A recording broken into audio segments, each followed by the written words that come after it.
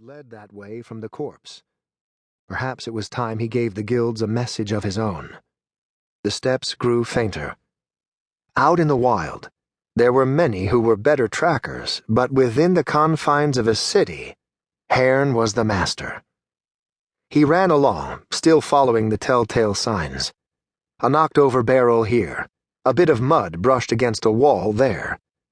After a time, he felt he was inside the murderer's mind, heading towards safer territory. Except that was wrong.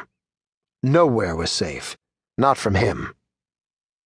Haern found the spider talking with a guildmate, the two standing before a tavern that had long since closed. One held a knife, and he gestured wildly with it while telling a story. The blood on the blade was not yet dry. Haern worked his way closer, silently crawling across the roof until he was just above them, his ear leaning toward the edge of the tavern. "A little bitch," said the guildmate. "Course he was. What you expect from a bunch of scum loyal to that Ket bastard," said the man with the knife. "Still, you'd expect him to die like a man. Put a knife at my throat? You wouldn't hear me blubbering like a child." Haern drew one of his sabers, a dark grin spreading across his face. Was that so? Perhaps he should test that theory. Like a ghost, he fell upon them, not a sound to give them warning. His knees crashed into the shoulders of the man wielding the knife. He heard a crack of bone and the man dropped. The other stood stock still, his eyes wide. Haern kicked, his heel crushing windpipe. As the man fell, Haern turned his attention on the boaster, who lay dazed in the mud from his head hitting the ground. "So, is this how a man dies?" Haern asked as he put the tip of his saber against the thief's throat. He shouldn't be wasting time, he knew. He was deep in spider territory, and they would fight him if enough gathered together. Not that he feared them. Only their guild leader gave him pause.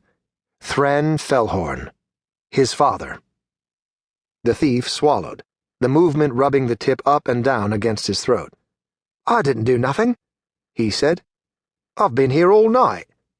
"Do you think I care?" Haern knelt closer, his free hand grabbing the back of the man's head and holding it still. He stared into his eyes, then flinched as if he were about to thrust. The thief let out a cry. The smell of urine reached Haern's nose. He leaned closer, his lips hovering before the man's ear.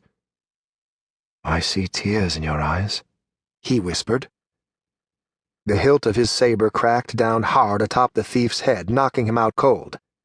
Slowly rising, he drew his other saber and turned to his initial prey, the murderer. The man sat on his rear, both hands clutching his throat. He was gasping for air, the sound akin to that of wind blowing over the top of a chimney. Blood dripped down his wrist, to his elbow, and then to the ground. "You slit a serpent's throat," Haern said, towering over him. "Care to tell me why?" The man coughed, crimson blobs flecking his pants. He gasped a few times, as if to hold his breath underwater, then forced out a word. "Trespassing." Haern shook his head. "Not good enough," he said. "Not even close." He shoved his sabers into the man's chest, through his heart. Pulling them free, he kicked the body to the ground, then slashed open his neck. His throat dry, Haern turned back to the thief he'd left unconscious. He almost killed him. Almost. But enough blood had been spilled that night, and it wouldn't be the last. Once Thren found out, he'd retaliate against the Serpent Guild. Back and forth, always back and forth without end. Perhaps he wasn't doing enough, thought Haern. Perhaps it was time for him to come down even harder on the guilds and their infighting. No matter what, he couldn't go on finding the bodies of the dead filling the alleys every single damn night, regardless of their affiliations or crimes. He sheathed his blades and turned to go, and that was when he heard the scream. It came from a distant alley, the deep, throaty scream of a man in horrible pain.